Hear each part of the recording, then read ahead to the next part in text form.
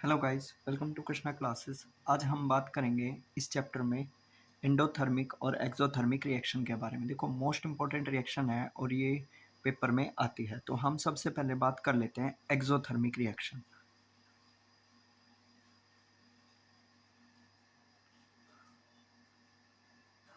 Exothermic reaction, देखो नाम से ई एक्स वर्ड को यदि हम डिफाइन करें तो ई एक्स का मतलब क्या होता है? एग्जिट होता है। तो हम कह सकते हैं हीट, लाइट और एनर्जी। यदि इनमें से कोई भी एक चीज यदि प्रोडक्ट साइड आउट होती है तो उसे हम क्या कह सकते हैं? Exothermic reaction. तो हम यहाँ पे बात कर लेते हैं। जैसे हम रिएक्शन की बात करें तो हम करेंगे क्या, जैसे कि मान के चलो कोई कंपाउंड है तो उसमें बड़ा आसान है। जैसे हमें कोई रिएक्टेंट मान लेते हैं ए और बी, हमने उसको हीट किया तो वो क्या बनाएगा? एक कंपाउंड बना देगा, ए प्लस बी, ऐसे कुछ उसने कंपाउंड बना दिया। लेकिन वो दूसरी तरफ क्या करेगा? कुछ ना कुछ अलग चीज़ रिलीज करेगा, या तो हीट करेगा या फिर लाइट या फिर एनर्जी। और इनमें से कोई एक भी चीज़ वो रिलीज करता है उसको क्या बोला जाता है? Exothermic reaction. तो हम कह सकते हैं ये सारी चीज़ें किस तरफ रिलीज हुई है? Product side. कौन सी साइड? Product side. देखो, रिएक्शन में कभी भी रिजल्ट पता लगाना हो तो हमेशा कहाँ देखो? Product side. और प्रोडक्ट ही आपका बताता है एक्सोथर्मिक होगा या फिर एक्सोथर्मिक। हालांकि मैंने पिछली क्लास में बताया था कि एक्सोथर्मिक की मोस्ट फेमस रिएक्शन एक ही है कि कैल्शियम हाइड्रोक्साइड को यदि हम वाटर ऐड कर दें, क्या ऐड कर दें उसके अंदर? वाटर ऐड कर दें, तो वो क्या प्रोड्यूस कर देता है? सॉरी, गलत हो गया। हम करेंगे क्या?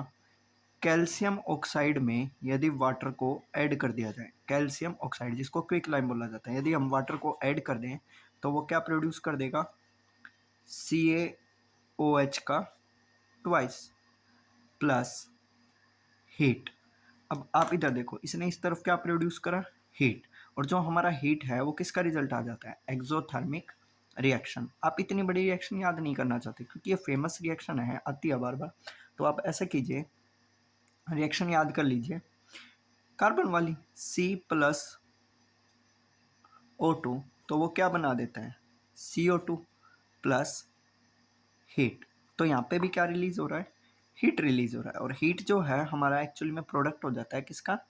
एक्सोथर्मिक रिएक्शन का। तो इसी तरह हम बात कर लेते हैं। अब देखो, कोई भी आप कंपाउंड जला लीजिए, आप ऐसा नहीं, जरूरी नहीं है इनको नहीं जलाए, आप CH4 मीथेन ले लीजिए। यदि किसी मीथेन को हीट किया जाता है O2 की प्रेजेंस में तो क्या प्रोड्यूस कर देता है? CO2 plus H2O plus heat. तो इस केस में कहा जाए तो ये भी क्या रिलीज कर रहा है? हीट ही रिलीज कर रहा है। तो आप तीनों में ये रिएक्शन कर लीजिए। यदि मेरी मानो तो इस रिएक्शन को करके आओ क्योंकि ये कई सारे टॉपिक्स को कवर करती है। अब हम यहाँ पे बात कर लेते हैं एक्सोथर्मिक रिएक्शन, वो एंडोथर्मिक।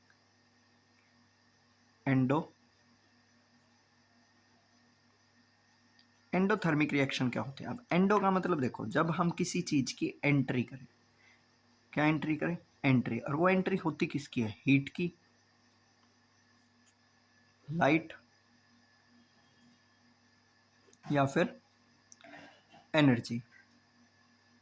अब तुम कहोगे भैया ये एनर्जी क्या है? क्योंकि रेस्पिरेशन रिएक्शन में जब हम रिएक्शन करते हैं तो हीट, लाइट और एनर्जी का क्या होता है? आउट होता है। तो ये मेन है। एंट्री होती है किस तरफ? रिएक्टेंट की तरफ। किसकी तरफ एंट्री होती है? रिएक्टेंट की तरफ। जिस तरफ हम रिएक्ट करवाते हैं वहाँ पे किसकी एंट्री होती है? हीट, लाइट और एनर्जी की। और उसी को क्या बोला जाता है? Endothermic reaction. तो हम करते क्या है यहाँ पे एंडोथर्मिक रिएक्शन में? तो मैं करूँगा क्या, एक छोटी सी रिएक्शन है, जल्दी इस टॉपिक को ख़त्म करते हैं। अब देखो, तुम्हें पता है डिकम्पोजिशन में CaCO3, आपको पता है थर्मल डिकम्पोजिशन था। क्योंकि थर्मल में हमें पता है हीट की क्या करानी होता है? एंट्री करानी होती है। तो हम इसको ऊपर लिख देते हैं। तो हीट की जैसे ही एंट्री कराते हैं तो ये कंपाउंड क्या बना देता है? कैल्शियम ऑक्साइड प्लस, देखो कार्बोनेट है तो CO2 रिलीज करेगा ही करेगा। तो हम कह सकते हैं हमने ऐड किया रिएक्टेंट की तरफ, हीट को क्या कर दिया? ऐड कर दिया रिएक्टेंट की तरफ, जिसके तरह कारण क्या रिलीज हो गया? Calcium oxide plus CO2। और ये जो था हमारा टॉपिक, एक तो एंडोथर्मिक, वो एक्सोथर्मिक और एंडोथर्मिक। तो आज की क्लास यहीं तक थी। Thanks for watching Krishna classes. Please like share and subscribe.